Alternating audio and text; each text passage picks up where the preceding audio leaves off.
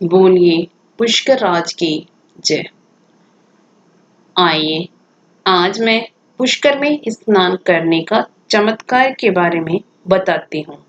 अगर आपको अच्छा लगे तो लाइक शेयर सब्सक्राइब जरूर कीजिएगा। पुराने समय के अंदर मारवाड़ राज्य में मंडोवर के राजा नाहर राव पडियार राज्य करते थे। उनके शरीर में कुष्ठ रोग था। इस रोग से राजा को बड़ी चिंता रहती थी।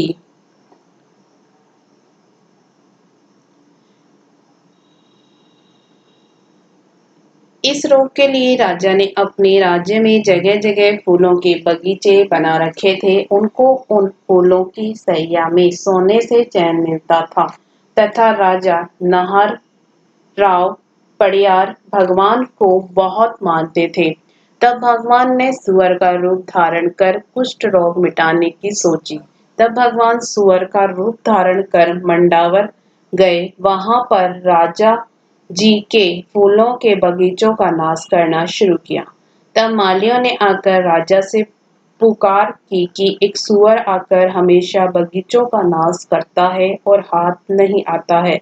तब राजा खुद अपना भाला लेकर बीच में सुअर को मारने चले और यह हुक्म सुनाया कि जिसके सामने से सुअर भाग जाएगा तो उसको उस सुअर को मारकर लाना पड़ेगा। अगर वह नहीं लाया तो उसको देश से निकाल दिया जाएगा। इस कठिन शक्ति का हुक्म मिलते ही सब आदमी अपने अपने मोर्चे पर तैयार हो गए। फिर सुअर को खोजकर बाहर निकाला गया। सुअर भागने का मौका देखने लगा। तब मौका पाकर स्वयं राजा के सामने से भागकर बगीचे के बाहर निकल गया। तब राजा उस सुअर का पीछा करते करते इस तपो आरण्य भूमि में आ गए। इस पवित्र भूमि के अंदर आकर सुअर लुप्त हो गया और इधर राजा मारे गर्मी के प्यास से तड़पने लगे। तब उन्हें इस भूमि में कहीं भी जल नहीं मिला। तब राजा ने भगवान से प्रार्थना की कि हे भगवान, अगर इस वक्त मुझे पानी नहीं मिला तो मेरे प्राण चले जाएंगे। इतने में सामने से एक ग्वाला बकरियों को पानी पिलाकर ला रहा था। तब राजा ने आवाज दी और कहा, भाई, यहाँ पर कहीं नजदीक पानी है? तब उसने कहा, मेरे पास है, सो पी लो। तब राजा ने कहा, नहीं भाई, मुझे तो कोई स्थान बताओ सो वहां जाकर पानी पीऊं।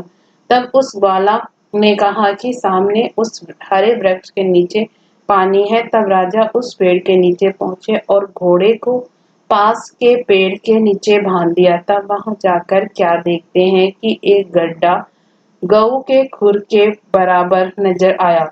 तब राजा को आश्चर्य हुआ कि इतने से गड्ढे से इतनी बकरियां पानी पी गई और ग्वाला भी पानी भर कर ले गया। इतने पर भी यह खड्डा खाली नहीं हुआ। तब राजा उस पानी को पीने हेतु हाथ डाला तो डालते ही उनके हाथों का कुष्ठ रोग साफ हो गया। तब राजा को बड़ा आश्चर्य हुआ कि इस जगह पर कोई चमत्कार है।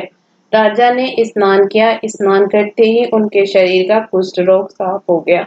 तब उनके दिल में प्रेरणा हुई कि इस स्थान को खुदवाया जाना चाहिए। तब राजा वापस अपने राज्य में आकर वहां के विद्वान पंडितों को पूछा कि यह स्थान कैसा है कि गऊ के खुर के बराबर एक खड्डा है, उसके पास दो हरे हरे पेड़ है और जंगल में वह स्थान बना हुआ है। उसकी आपको कोई भी कथा मालूम हो तो मुझे सुनाओ। तब सब पंडितों ने कहा कि हुजूर, वह स्थान नहीं है। उस स्थान पर ब्रह्मा जी ने यज्ञ किया था, इसलिए उसको पुष्कर तीर्थ कहते हैं। परंतु बीच के वर्षों में उस स्थान पर बस्ती न होने से जंगल हो गई। वहां के ब्राह्मण पहाड़ों में रहते हैं और कोई यात्री आने की सुनते हैं तब आकर यात्रा करा देते हैं। इतनी सी बात सुनते ही राजा ने यह आज्ञा दी कि उस स्थान को खुदवाया जाए। तब वहां से अपने साले संबंधी एवं खुदवाने वाले आदमियों को लेकर राजा स्वयं पधारे और खोदने का काम शुरू किया गया। जब यह खुदवाने लगे तब यहाँ सब सर्व धातु की 84 सीढ़ियां व एक सोने का कीर थंबा कुंड के ऊपर निकला। उस पर लिखा था, पुष्कर आधानी तीर्थानि गंगाधा सरिता स्थिता आच्छेदतु पवित्राणि स्नान काले सदा मम। तब खुदाई करवाई गई और 12 घाटों पर 12 कोठड़ियां बनवाई, जिनके दरवाजे पुष्कर तीर्थ की ओर करवाए गए, जो आज के दिन भी मौजूद हैं।